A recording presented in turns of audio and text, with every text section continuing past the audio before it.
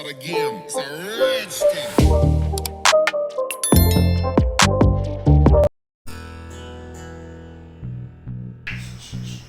Hi అండి, welcome to షాన్వీస్ kitchen. ఈరోజు అయితే ఫ్రెంచ్ బీన్స్ పొటాటో ఫ్రై చేస్తున్నాను. కొంచెం టేస్టీగా చక్కగా మనకి పప్పుల్లోకి సాంబార్లోకి చక్కగా తినేయచ్చు. ఇది రోటీస్లో కూడా చాలా బాగుంటుందండి. ఇప్పుడైతే ఆ కర్రీ ఎలా చేసుకోవాలి ఏంటో చూసేద్దాం, వచ్చేయండి. ఇప్పుడైతే స్టవ్ వెలిగించి కడాయి పెట్టుకుంటున్నాను. ఆల్రెడీ కడాయిలో ఆయిల్ కూడా వేసేసానండి. ఇక్కడ ఆయిల్ వచ్చి గరిటేసానండి. ఎందుకంటే ఫ్రై చేస్తున్నాం కదా, ఈ ఫ్రైకి బంగాళదుంప కానీ బీన్స్ కానీ ఎక్కువ ఆయిల్ పట్టదు. అందుకని ఆయిల్ ఒకే ఒక గరిటె వేసుకున్నాను నేను. ఇప్పుడైతే ఆయిల్ వేడెక్కింది కదా, ఈ ఆయిల్లో ఒక 1/2 టీ స్పూన్ ఆవాలు, ఒక 1/2 టీ స్పూన్ జీలకర్ర వేసి వేయించుకుంటున్నాను.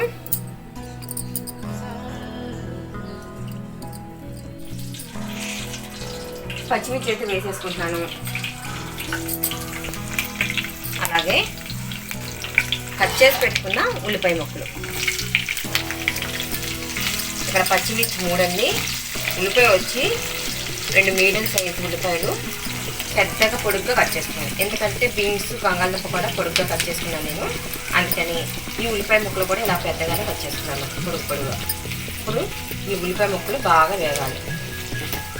ఇవి వేగిపోవాలి, వేగిపోవాలంటే మనం ఏం చేస్తాం, కాస్త ఉప్పు వేసుకోవాలి. అంటే నేను ఇక్కడ ఉప్పు వచ్చి ఒక ఉల్లిపాయలు వేగడానికి మాత్రమే వేసుకున్నాను. ఇలా ఉల్లిపాయలు వేగుతాయి.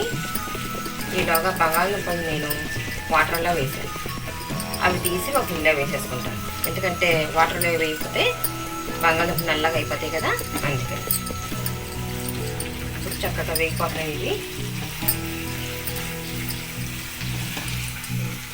ఇప్పుడు బంగాళదుంప చెప్పానండి.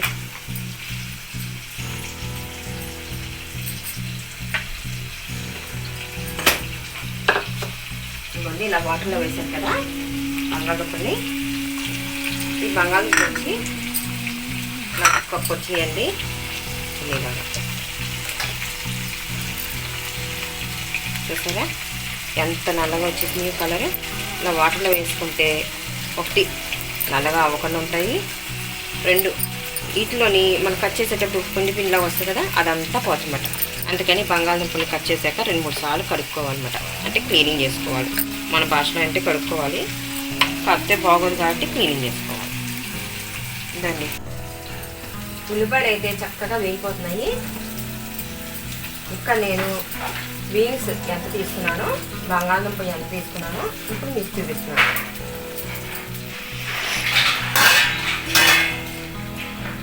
బీన్స్ వచ్చి ఒక పెద్ద కప్పు తీసుకున్నానండి. అలాగే బంగాళదుంపలు వచ్చి ఒక చిన్న కప్పు. అంటే ఈ కప్పుతో చూసుకుంటే 1/2 కప్పు ఏమో బంగాళదుంప, 1 కప్పు ఏమో బీన్స్. ఇవ్వండి. ఇప్పుడైతే చక్కగా వేగిపోయినాయి కదా, ఉల్లిపాయ ముక్కలు వేగిపోయినాయి చూడండి.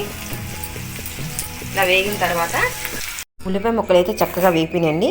ఇప్పుడైతే కట్ చేసి పెట్టుకున్న బంగాళదుంపలు కూడా వేసేసుకుని చక్కగా కలిపేసుకుంటున్నాను నేను ఇక్కడ. ఈ కర్రీ అయితే మనకి చక్కగాను రోటీస్లో చాలా చాలా బాగుంటుందండి. మీరు కూడా ఒకసారి ట్రై చేయండి. ఇప్పుడైతే ఒక కరివేపాకు రెమ్మ కూడా వేసేసి కలిపేసుకొని ఒక 10 నిమిషాలు మూత పెట్టేసుకున్నాం. 10 నిమిషాలు మూత పెట్టేసుకుంటే చక్కగా మనకి బంగాళదుంప అంట మగ్గిపోతుంది అన్నమాట. ఇప్పుడైతే మూత పెట్టేసుకున్నాను నేను ఇక్కడ. ఒక్కసారి మూత తీసి చూస్తున్నాను బంగాళదుంప ఎంతవరకు మగ్గింది ఏంటనేది. బంగాళదుంప అయితే కాస్త మగ్గిందండి. ఇప్పుడు వచ్చి ఇలా కట్ చేసి పెట్టుకున్న బీన్స్ కూడా వేసేసుకుంటున్నాను నేను. బీన్స్ వేసేసుకుని సాల్ట్ ఇప్పుడు ఇక్కడ సరిపడినంత సాల్ట్ వేసేసుకున్నాను. ఆల్రెడీ ఉల్లిపాయ ముక్కల్లో వేసాం కదా, అందుకని. ఇక్కడ వచ్చి పసుపు,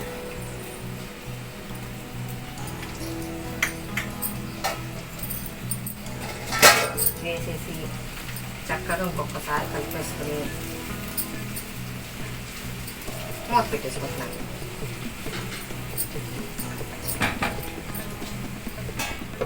ఒక ఒక 5 నిమిషాల తర్వాత చూస్తే చక్కగా బీన్స్ బంగాళదుంప రెండు కూడా చక్కగా మగ్గిపోయి ఉంటాయి అన్నమాట. ఇప్పుడైతే ఒక్కసారి బీన్స్ వేసిన తర్వాత అసలు బీన్స్ ఎంతవరకు వేగినాయో చూద్దాం. బీన్స్ అయితే చక్కగా వేగినాయండి. ఇలా వేగిన తర్వాత మనము అల్లం వెల్లుల్లి పేస్ట్,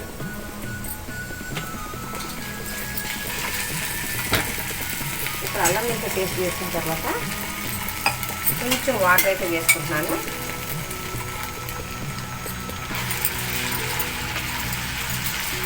వాటర్ వేసుకుంటే చక్కగా అల్లం వెల్లుల్లి పేస్ట్ అనేది ముక్కలన్నిటికీ పట్టదన్నమాట. మనం ఏమి వేయలేదండి, ఇక్కడ వాటర్తో పని ఏం లేదు. కొంచెం అల్లం వెల్లుల్లి పేస్ట్కి కొంచెం ఒక 3-4 చెంచాలు వాటర్ వేసుకొని చాలు. ఇలా చక్కగా ముక్కలన్నిటికీ పట్టేదాకా కలిపేసుకోండి. ఇప్పుడైతే చక్కగా స్మెల్ వస్తుంది వేగుతూ. గరం మసాలా, కారం వచ్చి ఇక్కడ 2 టీ స్పూన్లు వేసుకున్నాను నేను. చక్కగా ముక్కలు పట్టేంత వరకు కలిపేసుకొని చక్కగా ఇలాగ ఒక 2 నిమిషాలు వేయించుకోవాలి కారం వేసాక. ఇది మనకి లంచ్ బాక్స్లో కూడా చాలా బాగుంటుందండి. పిల్లలు వద్దు అనుకుంటే చక్కగా తినేస్తారు. ఇప్పుడైతే చక్కగా బీన్స్ బంగాళదుంప ఫ్రై రెడీ అయిపోయిందండి.